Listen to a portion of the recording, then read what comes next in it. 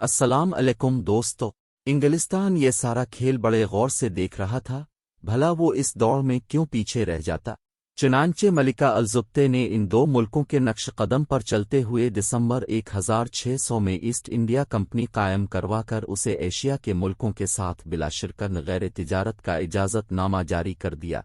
लेकिन अंग्रेज़ों ने एक काम किया जो उनसे पहले आने वाले दो यूरोपीय मुल्कों से नहीं हो सकता था। उन्होंने सिर्फ जंग आमेज तिजारत पर सारी तवानाइयां सिर्फ नहीं की बल्कि सिफारतकारी पर भी भरपूर तवज्जो दी।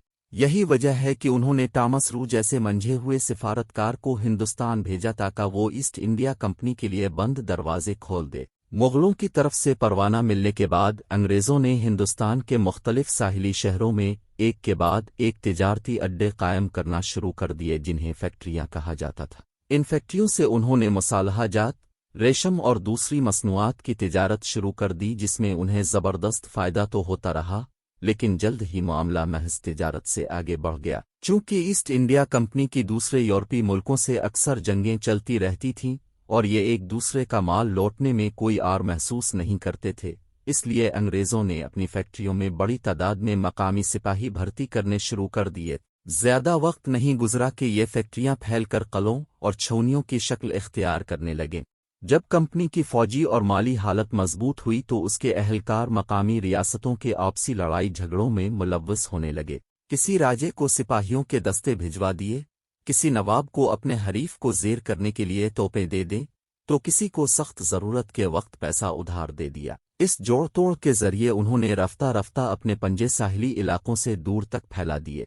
मुसलसल फैलाव के इस सफ़र में सबसे अहम मोड़ 1757 में लड़ी जाने वाली जिंग पिलिसी है, जिसमें ईस्ट इंडिया कंपनी के एक क्लर्क रॉबर्ट क्लाइव के 3000 सिपाहियों ने बंगाल के नवाब सिराज अल-दौला की 50,000 फौज को शिकस्त दे दी। कैसे शिकस्त दी, ये कहानी मुताले पाकिस्तान की किताब में दर्ज है। बस इस कहानी का इखलाकी नतीजा याद रखिए कि जंग के बाद क्लाइव ने सिराज अल-दौला का सदियों का जमा करदा खजाना समंदरी जहाज़ों में लिदवाकर बिल्कुल इसी तरह लंदन पहुंचा दिया जिस तरह 18 साल कबल नादिर शाह दिल्ली की दौलत दोनों हाथों से निचोड़कर ईरान ले गया था।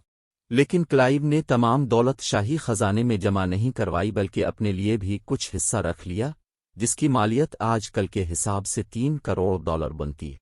इस रकम से इसने बरतानिया में एक शानदार महल बनवाया और वसी जागीर खरीदी जिसका नाम पिलिसी रखा।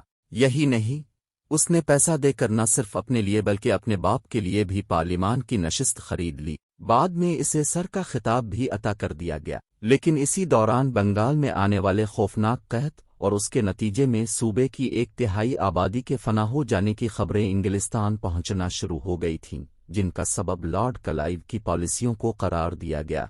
लॉर्ड साहिब पर उंगलियां उठने लगीं, चामेगोइयां होने लगीं। करते करते नौबत पार्लियामान में करारदाद पेश होने तक जा पहुंची।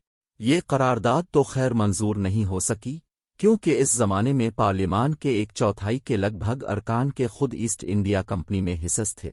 बहस के दौरान क्लाइव ने कसर नफसी से काम लेते हुए अपनी वसी व अरीज दौलत के बारे में कहा कि मैं तो खुद सख्त हैरान हूं कि मैंने हाथ इस कदर हौला क्यों रखा, वरना वो चाहते तो उससे कहीं ज्यादा माल और ज़र समेट कर ला सकते थे। ताहम हिंदुस्तान में बर्पा होने वाली क़यामत के असरात किसी न किसी हद तक क्लाइव के दिल व दिमाग पर असरअंदाज होने लगे और उसने बड़ी मिकदार में अफीम खाना शुरू कर दी। नतीजा ये निकला कि वो 1774 में अपने कमरे में पुरस्रार हालत में मुर्दा पाए गए। ये मुअम्मा तो आज तक हल नहीं हो सका कि आया क्लाइव ने खुदकुशी की थी या अफीम की ज्यादा खुराक जानलेवा साबित हुई। लेकिन ये बात बिल्कुल वाज़ेह है कि उनकी हिंदुस्तान में हिकमत अमली के बाद ईस्ट इंडिया कंपनी जिस रास्ते पर चल निकली वो हिंदुस्तान की आज़ादी के लिए ज़रूर जानलेवा साबित हुई। इस दौरान मुग़ल कुछ अपनी नाअहली और कुछ बैरूनी हमलों और मरहटों की चीरा दस्तियों के बाइस इस कदर कमज़ोर हो चुके थे कि वो दूर ही दौर से अंग्रेज़ों के रसूख को दिन दुगना रात चौगुना बढ़ते देखने के अलावा कुछ न कर सके।